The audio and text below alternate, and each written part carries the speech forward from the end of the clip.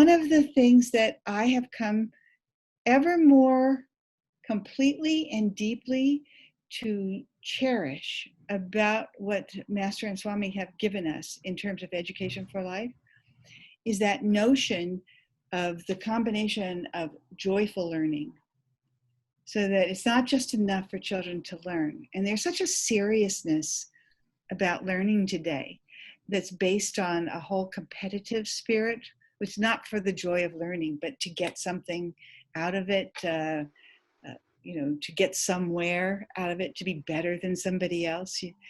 And that's the antithesis of what we're about. You have a little 2-year-old, so you're seeing firsthand what it means for a little one to just be so thrilled when they learn something new or see something new, whether it's a small word or whatever. And then somehow or another, they've cataloged this in terms of the joy level of children. And studies have shown that by the time children reach 4th grade, their joy level has gone down precipitously. Wow. Yeah. So what's that all about? Well, part of it is a commentary, I think, on the school system as we know it in the mainstream. And I'm not pointing at the teachers. The teachers are pretty much at the mercy of other forces. And they're cultural forces. It's around what you can do to earn more money, what do you have to become, where do you have to go to college, how can you compete with a better grade point, all of those, which with education for life, you're on a completely different trajectory. It gets you not only to the same place, but I think even further, or I would say deeper, than if you went the normal kind of average way. And that place, that is because there's an emphasis on a couple of things. One is the joy in learning. If the joy is there, the learning comes, and the desire to learn more. And the joy comes, I believe, going all the way back to Master, when he talked about every child being a spark of light, of divine light, and completely unique in their sparkness, if you could say it that way. So as a teacher, if you go into a classroom, or as a mother, if you have more than one child, you can see this. Every child expresses differently. And when that is acknowledged, then you have a foundation upon which to build, because they feel seen, they feel cherished, they feel valued, and then they relax and they kind of go with the flow, and they want to learn, they want to be there. So I think of it as a little campfire, that little spark of light, the soul that they are, and we blow on them with love and understanding and friendship and knowledge. And as we blow, as we put that energy out, that spark begins to shine brighter and brighter. And it's because we see them as souls. We do not see them just as minds. And I mean, that's a huge difference, don't you think? Definitely. Yeah. 100%. Yeah. So, I mean, that's the beginning, and there are all kinds of stories that I could tell. I don't know if you had a chance to see the 100th year anniversary program that we put on here at Palo Alto. I didn't get a chance to see that. Well, I can understand why, if you have a 2-year-old. But I only had 15 minutes, and what can you do in 15 minutes? But that was one of the points that I really wanted to make, that if that's our starting point, then everything flows from seeing these individuals who come before us into our auras as these very special flows of light, sparks of light. Then almost anything is possible. And I have seen miracles. I've also seen little children who would be otherwise left behind or squashed, things that happen all the time, unfortunately. I've also seen them come to our school from another educational setting, having had those negative experiences. And when they get into an environment that's based on learning and joy, they suddenly let their light shine. They don't have to hide it because they're not afraid, and they feel seen at the very least, but cherished and valued. So I've seen them come along in quite amazing ways. I can tell you one story, and this is a great example of a little boy who came from a very academic, well known not public school, it was a private school in Oakland, California. He was in the 6th grade, and he was just not flourishing. His parents, one was a lawyer, taught in the law school at Stanford. Both were lawyers, actually. And he had 2 brothers who were excelling. So you can imagine that his sense of self had taken a hit. And when they talked to me about him, I didn't quite know what to make of him, but we went off to the side and had a little chat. And he was delightful, absolutely delightful. He had wit, and I knew instantly that this was a very intelligent little chap who knew how to make a joke, and he's in the 6th grade talking to the principal of the school. So I ended up accepting him, and I also became his language arts teacher in the middle school.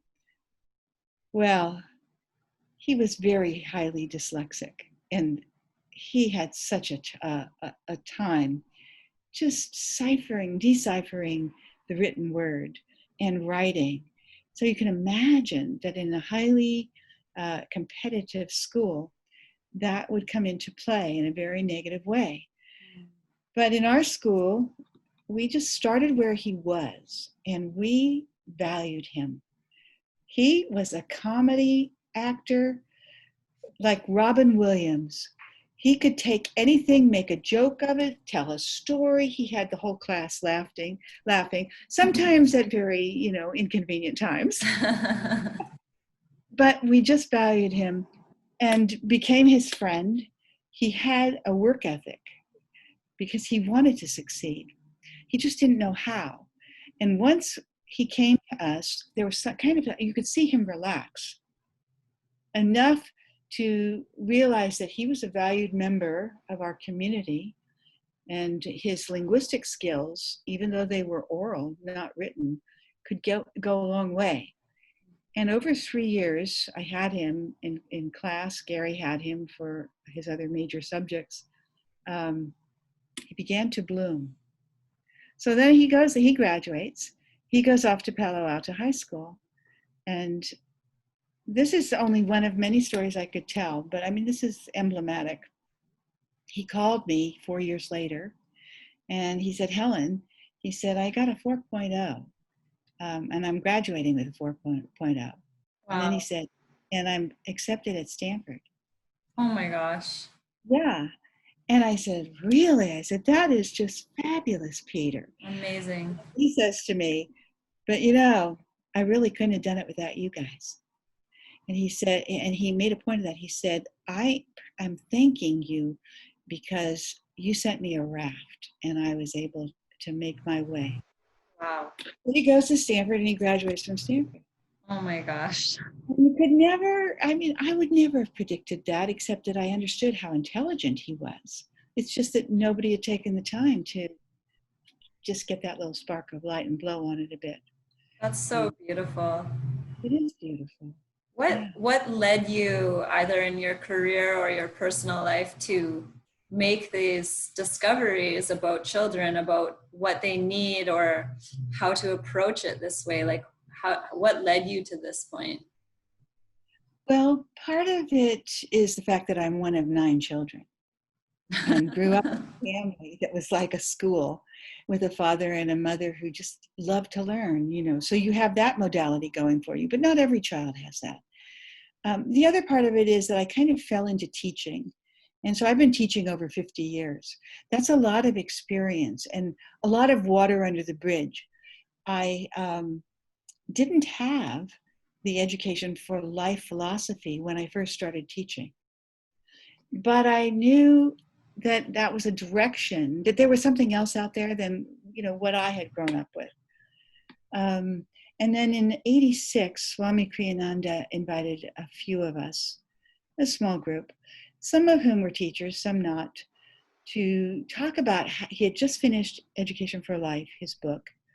He wanted to talk about how to get it out to the world. And so we spent time talking about it, and then we went out and we began to talk to other people about it. And as fate would have it, I ended up back in the classroom because I hadn't been teaching while I was living at the village. But later on, I was in Oregon living at that community. And I got a job teaching in a public school. And boy, was that enlightening in terms of the power of this philosophy, because I discovered that I could use all of the Education for Life principles, how you viewed the student, how you spoke with the student, what you expected of them, the adaptability of their modalities where they could shine, all of that, some of which is in mainstream education.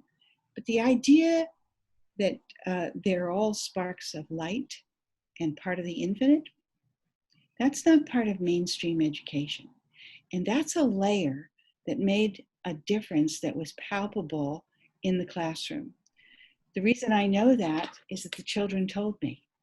I was teaching high school at a big 2,000 plus student body right outside of Portland, Oregon.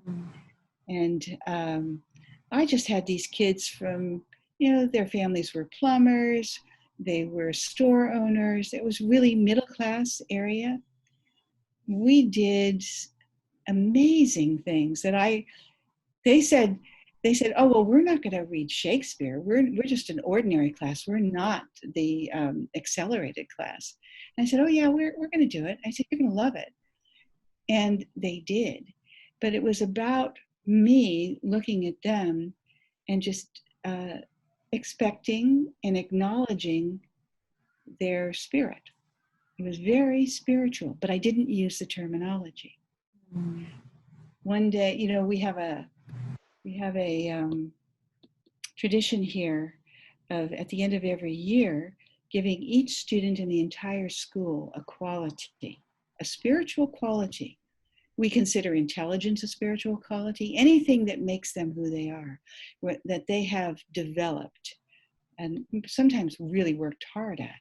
So it could be anything from being courageous, being strong, being a better mathematician, expressing a sense of refinement, a love of music, all of those. Those are the qualities that we give. So I decided that I would give my public school students qualities at the end of the course.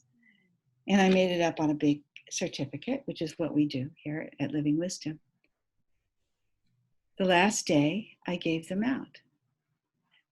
And the students' reaction was so interesting because they didn't believe me. And I remember one girl who was just wonderful. You know, she was bright and witty and responsive and all of those things that help make a class tick along. I had given her the quality of delight. And she said, she put the certificate down and she said, "This can't be true." And I said, "But it is." I said, "Why would you say that?" She said, "Because I'm not always delightful." And I said, "Well, you were in my class." I said, "And even if it's true that you weren't always delightful, the quality still fits and you can aspire to be always delightful." And she just was stunned. And then little by little, all of the students chimed in and they said, "Yeah, that's true." And what that taught me was the power of seeing them as souls who have these amazing qualities which are not acknowledged in a typical learning environment. Not the way we would do it, not articulated in such a way that is, it's non-judgmental, it's celebratory, and it's true.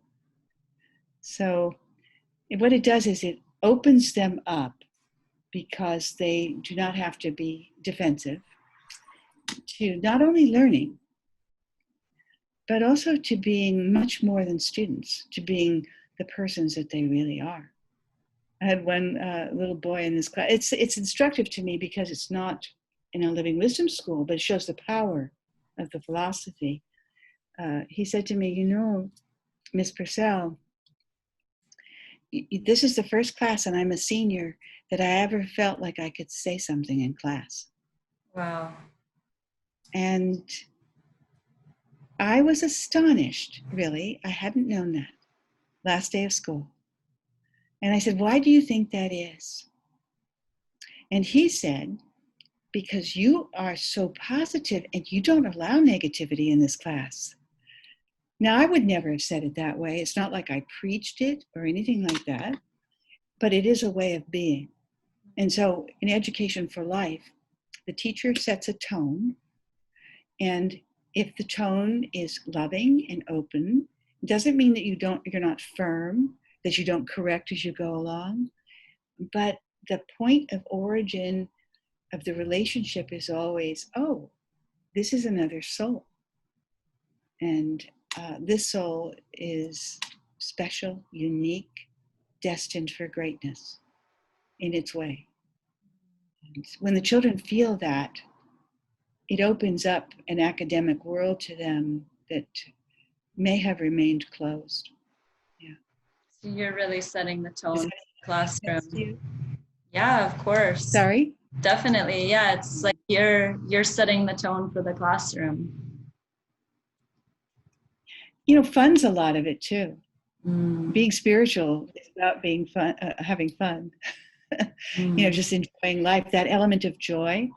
I remember a long time ago here in Palo Alto, we were trying to come up for our advertising purposes with a tagline. You know how that is? Yeah. Just that would label us. And we were sitting in this office, and I had the faculty with me. So we were trying out little taglines. And I said something about, it has to be about learning and joy.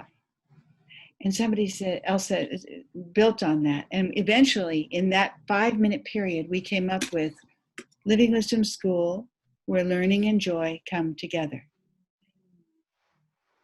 I love Sometime later, I was at it was a symposium.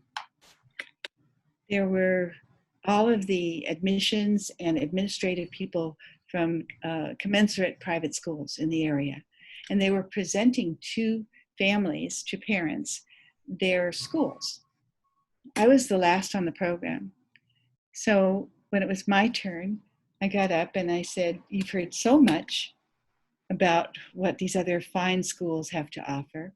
I said, I really can't add to that, except to say that at our school, everything that they said is true. And it's part of our philosophy that all the learning has to come together with joy. So Living Wisdom School, where learning and joy come together. And after that, we had another session with a different group of parents. Every single administrator addressed learning and joy. Wow. They took my talk. They stole it.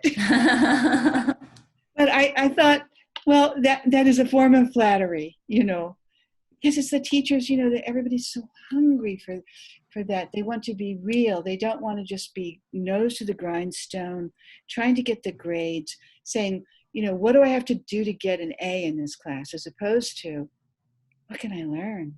Yeah. I love what you wrote in the document I was reading on the Palo Alto website. You spoke about how children need to feel comfortable and happy in their environment to learn. And I'd never read or heard anyone talk about that before. And I just felt like, wow, that makes perfect sense.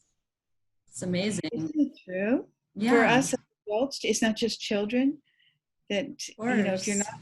right, if you're not worried or anxious, then everything comes more easily. See, Yeah. this is what your 2-year-old has that a lot of other older kids don't. Your 2-year-old's all about learning everything, getting into mischief in the process, probably. Yeah, definitely. All the time. He's a professional mess maker. Exactly. Yeah, yeah. You know, a litmus test for a classroom that's a Living Wisdom School classroom, a true Living Wisdom School classroom, is whether or not the children want to come to school and be there. And that denotes a high level of comfort, personal comfort. We're not really talking about intelligence here at all, but a high level of comfort and acceptance, which leads children to the point where they can take a risk of failure. So it's no shame to fail. Oh, I didn't get the answer on this math problem right. That's one response. But in our school, oh, I see what I did wrong. Oh, that's great. Now I know. Do you see what I'm saying? And I'm sure when you talk to Gary, you should be sure to ask him about how he teaches math, Okay. because that's at the very core of it. Uh, Getting children where they are, step by step, creating an atmosphere where they can risk failure because they're loved.